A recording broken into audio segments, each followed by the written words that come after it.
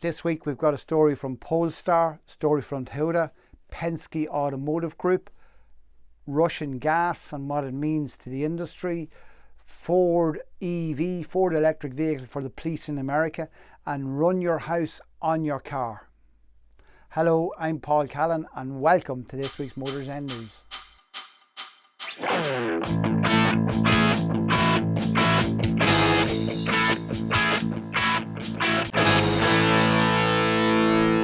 Polestar is Volvo's performance brand.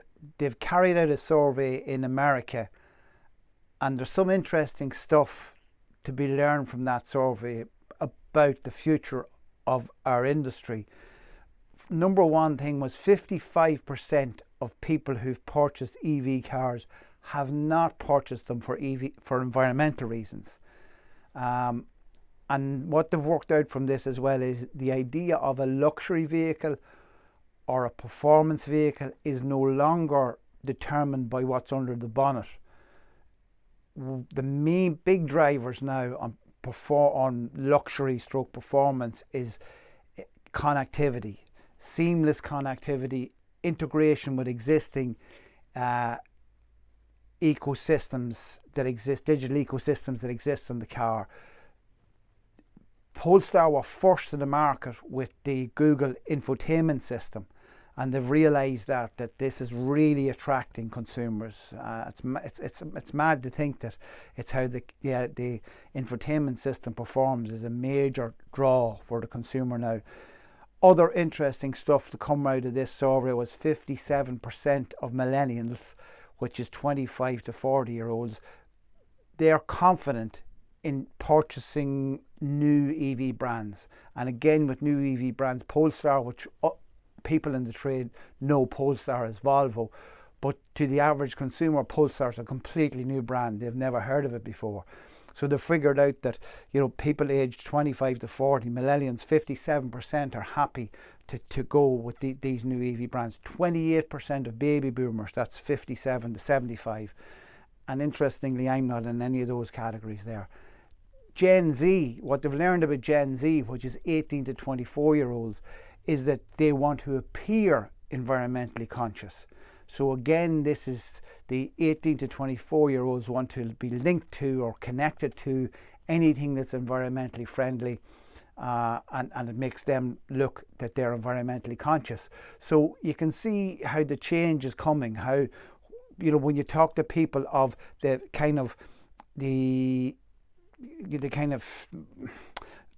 baby boomer type area, 57 to 75, who's saying, "No, electric's never going to work and it's not, there's no future for it." But when you go through this survey, you begin to realise how the thinking has changed in these different segments, and that survey clearly shows it.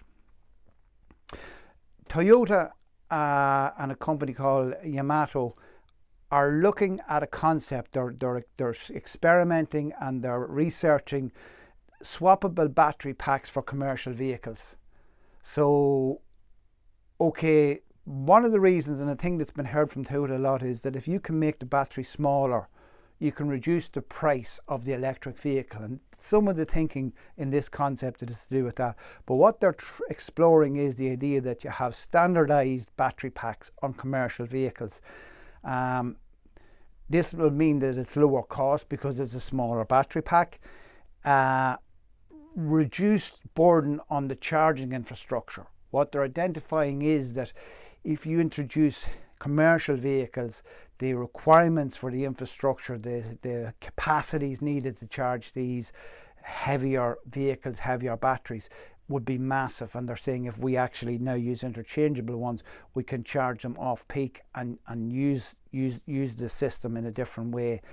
They're also saying reduced logistics downtime. So we're saying that if we know the truck has to do a certain drive or a van has to do a certain distance, if we know there's an interchangeable battery on that journey, we know there's no risk of downtime. It's just simply like a refuel, battery in, battery out. And they're also looking at the reduction of electricity demand to off-peak. So what they're saying is we can charge these things in off-peak and not necessarily need to charge them during the high demand periods. So they're exploring all that and the whole concept of this standardized one battery fits all type concept. This story is a story about the car retailing sector in America in general, and about how they're making such good profits at the moment. But particularly I want to concentrate on this story, Penske Automotive, which is owned by Roger Penske, who still exists, still part of the company, and Roger Penske, who comes from Penske Racing. Also interesting about Penske is Penske exists here in Ireland, and that they own Agnew Group in Northern Ireland, and they own the Sidno Group over in England. They have made an all-time high profit. In spite of car sales being down, their profits are up. But an interesting angle on this story as well is that one of the reasons they're making such good profits is because of the workshop, or the shop as they say in America. Their workshops are really busy. Their workshops are making very good profit because people are holding on to cars and they're getting much more work done in the cars. So yeah, they're making money because they're selling less cars and making more money per car, but also they're putting a lot more work through their workshops. You've made it to the middle again, so if you could like, comment and subscribe, you know the deal by now. Okay, so in the news this week you would have been hearing about the Russian gas being reduced to Europe, and you would have heard in Germany they're going to switch off lights in stadiums and unnecessary lighting. They're going to not heat swimming pools. They're becoming very active in reducing their energy. Well, another sector that's going to be affected by this is the automakers in Germany. The big three, Merck, BMW and Volkswagen, say that they may have to cut production as a result of the gas shortage because they use the gas in the paint ovens, and they reckon that they may not have enough gas to run those ovens. So another blow to managing to get volumes of cars produced is the gas situation that's going to occur this winter in Germany.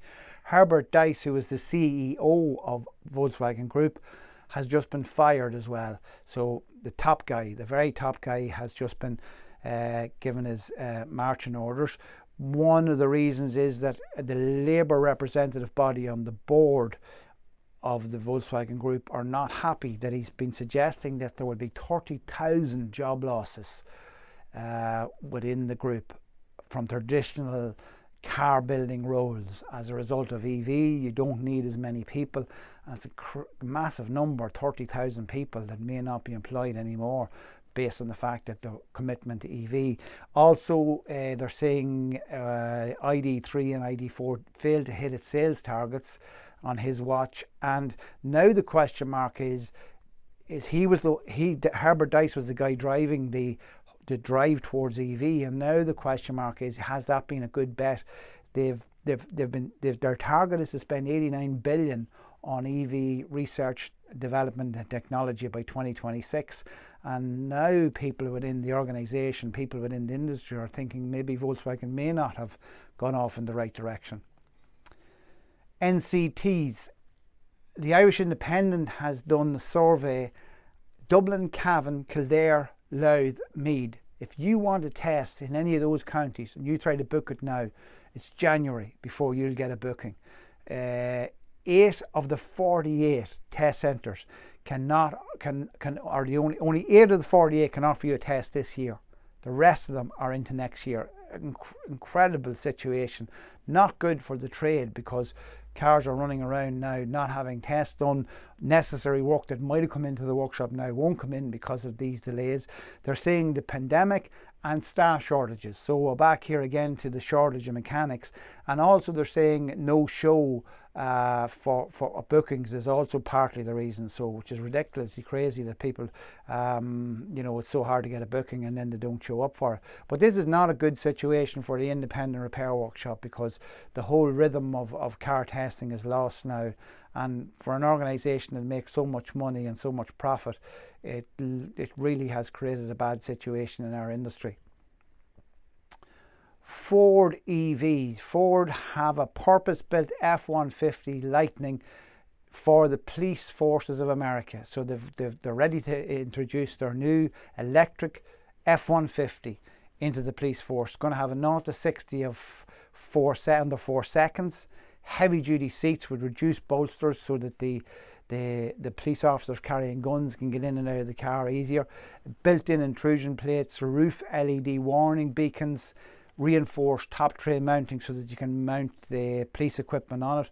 And what's interesting about this is that these vehicles are clearly produced off the production line specifically for the police. But yeah, another interesting milestone, I suppose you could say, in electric vehicles, in that Police Force of America will now have electric vehicles. Infineon and Delta are two companies that have come together, and they've developed or are developing bidirectional charging. Now, this is a conversation that's going on all the time about the fact that the car, and more so the car battery, will become an integrated component into solar generation and the home. So what they're saying is that they've produced an inverter that now can both take energy in and put energy out. So the home, it's integrated into the home grid. Solar power will be stored in the EV vehicle during the day perhaps, and then that can be put back into the house. The average home, they say, consumes 10 to 15 kilowatt hours per day. The average vehicle contains 30 to 100 kilowatt hours. This new concept of bidirectional charging is based on, rather than traditional semiconductors which are silicon based, this is a silicon carbide concept, and they're saying that this reduces the loss of when converting of about half. So it's a very efficient way. So, but as a result of this technology, you're going to see it used on a lot more vehicles. So the idea that the vehicle can both be given energy from the home or give energy to the home will become a very real prospect. In other words, on a sunny day, the car will charge up. That night you can use that energy to run the home, and later on in the night you can recharge that car on off-peak electricity.